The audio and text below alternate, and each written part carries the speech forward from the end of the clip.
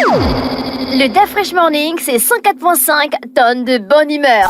Tous les matins sur Urban FM. Sur les 104.5 Urban FM, la station urbaine dans le DAF Fresh Morning, on est avec Mosley. Mosley, bonjour. Bonjour DAF Fresh, bonjour tout le monde. J'espère que vous allez bien. On va très bien. Et toi, le week-end? Ça va très bien, Tu as fait quoi le week-end? Le week-end, j'ai quand même essayé de travailler à la maison pour des partenaires, mais également j'ai fait des activités. Ah, donc tu as des business parallèles? Oui, quand même. Ok, tout à fait. Qu'est-ce qui se passe du côté de la CEMAC? Alors du côté de la CEMAC, pourquoi l'Union Marque vont-ils se décider? Il y a des soucis? Bon, est-ce qu'on va dire qu'il y a des soucis? Mais ce qu'on peut dire, c'est qu'il y a les experts sont inquiets du taux d'inflation dans la zone CEMAC qui, aujourd'hui, selon certains, dépasserait 3%. Les 3% étant ici le seuil de convergence qui est toléré dans la zone CEMAC. Or, quand on regarde un tout petit peu l'inflation, tout le monde est d'accord que les prix ont très explosé, sont très explosés en ce moment, parce que simplement quand on essaye de faire le tour des marchés, un produit qui il y a 6 mois coûtait, je dis un truc, 10 000, aujourd'hui on le retrouve à 22 000. Moi j'ai par exemple des amis qui m'ont dit... Mais tu sais que réellement, sans te mentir, tu sais qu'il y a beaucoup de gens qui ne comprennent pas la CEMAC. Bon, est-ce qu'on va dire qu'il y a beaucoup de gens qui ne comprennent pas la CEMAC? Il ne faut pas dire qu'on va dire. Mais ce qui est sûr, c'est qu'il y a une mauvaise... Moi, par exemple, je ne comprends pas bien la CEMAC. La seule chose de concrète que je reconnais que la CEMAC a fait, c'est qu'on peut aller au Cameroun sans le visa. Oui.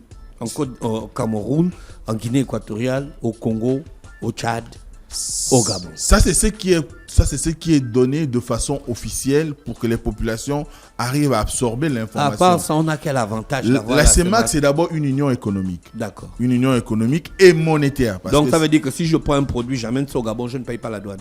Non. Tu es sûr? Non.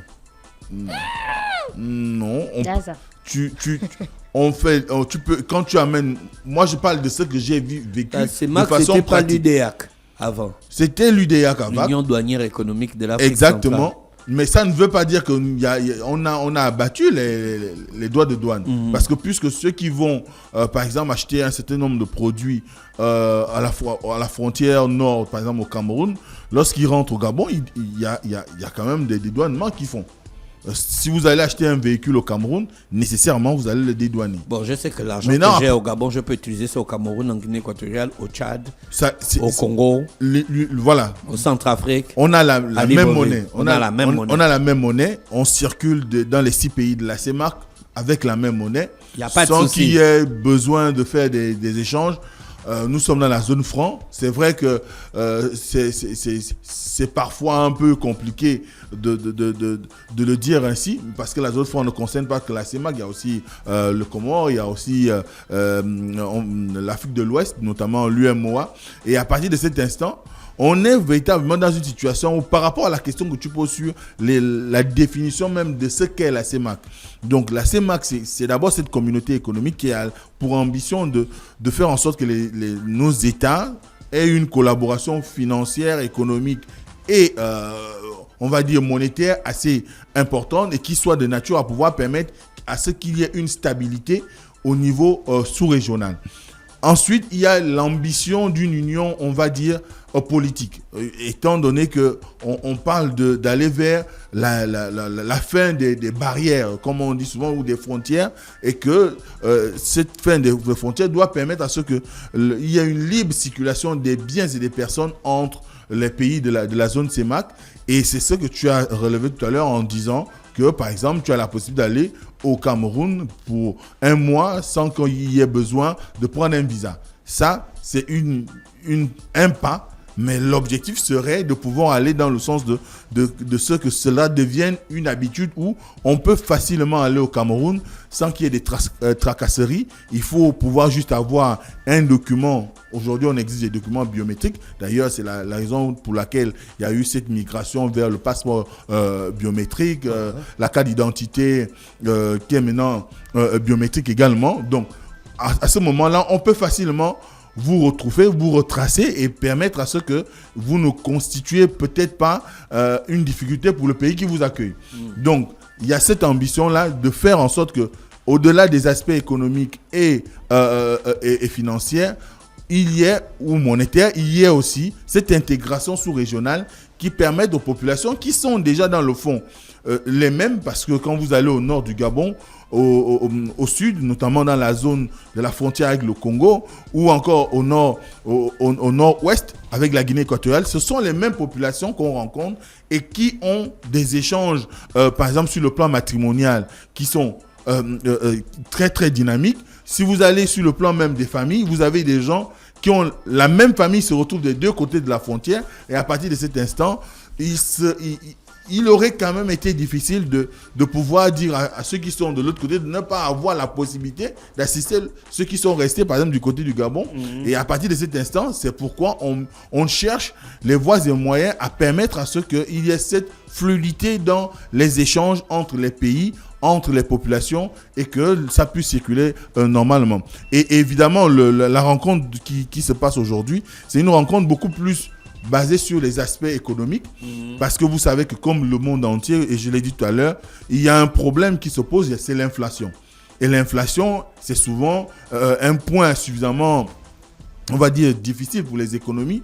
Et à partir de cet instant, si vous avez une inflation qui a explosé, vous vous rendez bien compte que évidemment, l'économie aussi prend un coup. Et à partir de cet instant, il est important que les chefs d'État se retrouvent et qu'ils trouvent les mécanismes qui permettent de faire en sorte qu'on stoppe, on va dire au maximum, cette question de l'inflation. Il y a aussi la question de la dette. Il y a la question des relations avec les institutions financières internationales.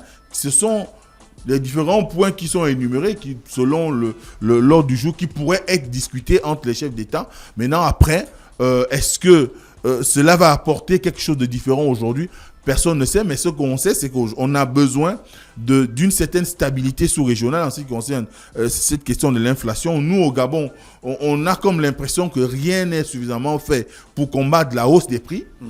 Or, qui dit hausse des prix, en principe, sous d'autres cieux, on essaie de faire également des indexations, du moins faire dans l'augmentation des salaires, parce que plus il y a l'inflation, plus le panier de la ménagère est vide, et ça sous-entend que les ménages souffrent. Et que si les ménages souffrent, il faut qu'on trouve les mécanismes qui permettent de faire en sorte qu'il y ait une certaine élévation du niveau de revenus des ménages, et pour permettre à ce qu'elles supportent, ils supportent les ménages, ils supportent, ou les familles, ils supportent l'inflation qui est en cours.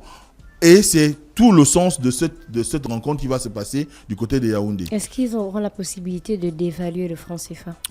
D'évaluer le franc CFA. Est-ce que c'est à l'ordre du jour? Oui, parce qu'il y a le GMT, CAMI, CEMAC, une dévaluation du franc CFA en préparation sous la pression de Paris. Non, il faut savoir qu'il ça fait à peu près 10 ans qu'on parle de l'éventualité d'une dévaluation du franc CFA.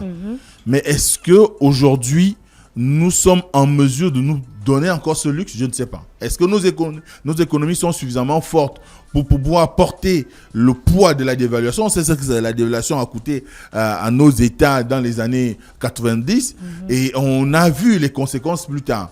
Est-ce que nous, aujourd'hui, nous sommes en mesure de pouvoir aller vers cette nouvelle dévaluation? Je ne pense pas que les chefs d'État soient enclins à le faire, quand on connaît aussi le taux d'endettement qui est celui quand même de certains États. Nous, au Gabon, on approche les 70%. C'est quand même assez important. Donc, à partir de cet instant, tout cela aussi doit être vu. Est-ce que, comme je l'ai dit tout à l'heure, nos économies sont suffisamment robustes pour pouvoir faire face à une éventuelle dévaluation? Est-ce que, de façon générale, la CEMAC elle-même, elle est prête? Parce qu'il faut savoir que la CEMAC a des spécificités. Il y a des pays qui sont particulièrement mieux lotis que d'autres. Et étant donné que nous sommes dans un environnement où, malgré le fait que nous formions une communauté, il y a que ces situations disparates peuvent fragiliser un peu plus des pays qui sont déjà en situation de déliquescence, ou encore en situation d'instabilité politique, ou encore, voire même économique. Donc, à partir de cet instant, je ne pense pas que cette question sera réellement traitée. C'est vrai, encore une fois, c'est une question qui est qui est souvent ramené à chaque fois qu'il y a ces sessions extraordinaires des chefs d'État de la CEMAC, pour pouvoir permettre à ceux qu'il y ait quand même, peut-être, au regard de ce qui se passe ailleurs, un certain relèvement de notre monnaie. Mais est-ce qu'il est important d'avoir une monnaie dévaluée en période d'inflation ou en période de crise, parce que nos États ont déjà du mal à pouvoir à s'attirer les bonnes grâces des agences de notation à l'international,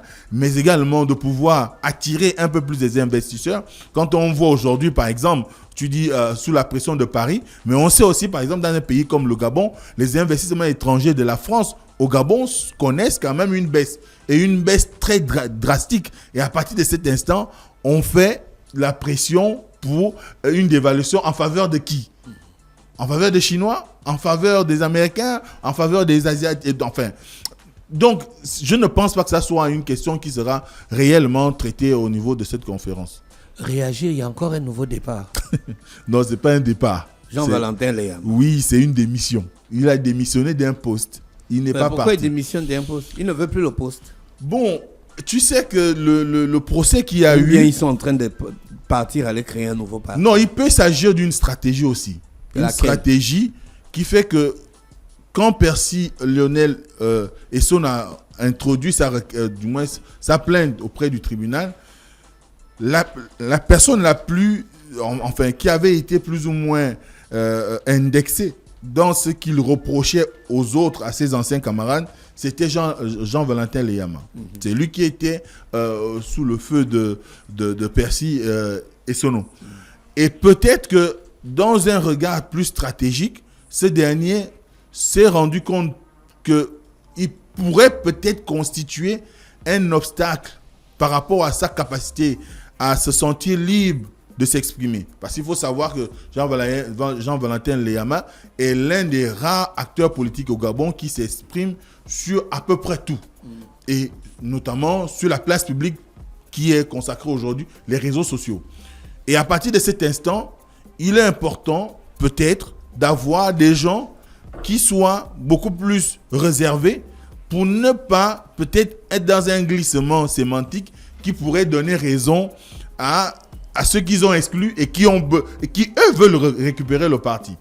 Donc, c'est la première chose. La seconde chose, c'est que depuis longtemps, quand même, il a aussi marqué de ce qu'on m'a dit en interne, il avait déjà plus ou moins exprimé sa volonté de pouvoir passer le relais. Puisqu'il a quand même, depuis peut-être 1 ou 2 ans, il mène cette action au niveau de l'exécutif de cette formation politique, mais il avait besoin aujourd'hui de pouvoir passer la main à des jeunes qui soient capables de porter avec beaucoup plus de vigueur, beaucoup plus d'entrain et beaucoup plus d'engagement les aspirations de réagir. Mais ça ne veut pas dire qu'il sort du parti. Il reste dans le parti, mais il voudrait voir peut-être ces jeunes qu'il a formés devenir de véritables moteurs dans l'exécutif de réagir et de permettre à ce que cette formation s'installe pleinement. Bon, on peut comprendre, parce que les équations de façon générale vont changer d'ici janvier et chacun en fonction de sa posture, en fonction de ce qu'il représente, va pouvoir se positionner et permettre à ce qu'il y ait une lecture plus ou moins cohérente des actions qu'il pose. Réagir, en principe, c'est d'abord un parti fait en majorité je n'ai pas envie d'employer le terme jeune, mais des gens qui ont un âge où on a encore plein de vigueur, plein de force et qu'on peut aller au combat. D'ailleurs, quand on voit Guy Roger Aura, qui est le président par intérim, ou même celui qu'on a exclu, nommé par Jean-François Ndombia Percy Essono, ce sont des jeunes. Vous avez encore Maître Ngia aussi, qui est un jeune qui a suffisamment représenté cette formation lors du dernier référendum. Ça voudrait dire qu'il y a de la ressource humaine. Et c'est souvent bien quand vous avez un ancien qui, peut-être en lisant de l'intérieur, a pu constater qu'il a des gens aujourd'hui qui soient capables de le remplacer.